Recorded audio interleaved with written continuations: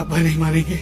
Animal के post credit scene में हमें एक नया कैरेक्टर देखने को मिला जो कि था अजीज, अबरार का छोटा भाई, जिसके बारे में हमें सेकंड हाफ में बहुत ज्यादा ऑलरेडी बता दिया गया था। बहुत ज्यादा तो क्या, उसका पूरा प्लान बता दिया गया था कि वो रणविजय की जगह लेगा और सही टाइम पे उसका पूरा खानदान मार डालेगा। लेकिन अब रणविजय को पूरा उसका प्लान पता है और पूरा पता है कि वो आगे क्या करने वाला है या फिर उसका आगे क्या मंसूबा होगा। अब बात यह कि सेकंड पार्ट में अजीज नए प्लान के साथ आएगा, पर उसी प्लान के साथ थोड़ा बहुत चेंज करके उसे अमल में लाएगा, या फिर नेक्स्ट पार्ट में हो सकता है कुछ सालों का टाइम जंप हो और जिसमें अजीज नए प्लान के साथ आ जाए लेकिन पुराने मॉडल के साथ, जिसकी वजह से सीक्वल में नए प्लॉट की जगह बनती है। और संदीप रेड्डी वांगा ने एनिमल 2 की तकरीबन बहुत ज्यादा कहानी बता दी है अजीज की बैक स्टोरी की शक्ल में। कोई भी डायरेक्टर अपनी आगे आने वाली कहानी स्पॉइल नहीं करता, किसी फॉर्म शेप में फोरशैडो कर सकता है, लेकिन ऐसे खुल के कोई नहीं बताता। अब मैंने ट्विटर वगैरह पे कुछ ऐसे ट्वीट्स पढ़ा था जिसमें लिखा था कि अजीज बहुत शॉर्ट टेम्पर्ड बनता है, इसको थोड़ा बहुत अगर तुम तंग करोगे तो तुम्हारा कत्ल कर देगा। वाइल रणविजय बहुत ज्यादा सोच समझ के अपने काम को करता है और बहुत ज्यादा कॉशियस होता है। लेकिन इतना से स्क्रीन टाइम मिला है, हो सकता है कि इस कैरेक्टर के सिर्फ एक साइड का सिर्फ एक टुकड़ा दिखाया गया और सेकंड हाफ में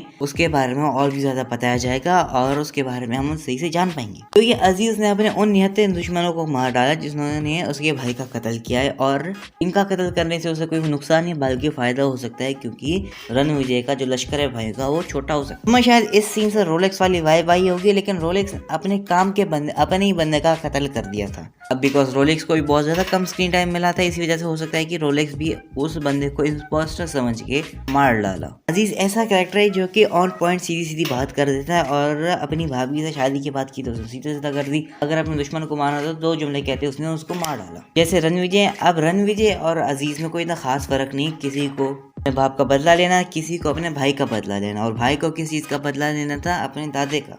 अजीज की थीम में बीच बीच में ना बच्चे की रोने वाली आवाज भी आती है, मैं डाल नहीं सकता, कॉपीराइट आ सकता है। अब ये फोरशैडो कर सकते हैं कि अजीज का बचपन में कोई ऐसा ट्रॉमा था उसके परदादे के साथ, जैसा अबरार का है कि उसने अपने परदादे को चलते हुए देख लिया तो उसका मुंह बंद हो गया, मतलब उसकी बोलती बंद हो गई। तो उसका हो सकता है कि बचपन में इसी चीज से कोई रिलेटेड ट्रॉमा होगा। ये दोनों कैरेक्टर्स रणविजय और अजीज बहुत ज्यादा अलग होने के बावजूद भी बहुत ज्यादा सिमिलर हैं, इवन फेस वाइज भी। अब अजीज बदले के लिए आ रहा है, तो वैसे ही रणविजय ने भी अपने बाप के लिए बदला लिया था। एंडिंग की आगे भी एक कहानी बची हुई है। मूवी के शुरू वाले सीन में और एंड वाले सीन में हमें 2 कैरेक्टर्स दिखाए जाते हैं। मूवी के शुरू वाले सीन में और एंड वाले सीन में, पोस्ट क्रेडिट सीन में हमें ये दिखाया जाता है कि ये रणविजय शुरू में कहानी बता रहा है बंदर की, तो फिर दूसरे सीन में सपोजिटली अजीज को दिखाया गया। अब इस बार में मैंने थ्योरी पढ़ी थी कि हो सकता है कि अजीज ने रणविजय का कत्ल कर दिया और फिर उसके बाद उसकी जगह ले ली, उसे जो चाहिए था वो उससे मिल गया। लेकिन अब उसे अगर वो आगे पेशकदमी करेगा तो हो सकता है कि दूसरे बिजनेसमैन उसके पीछे आ जाएं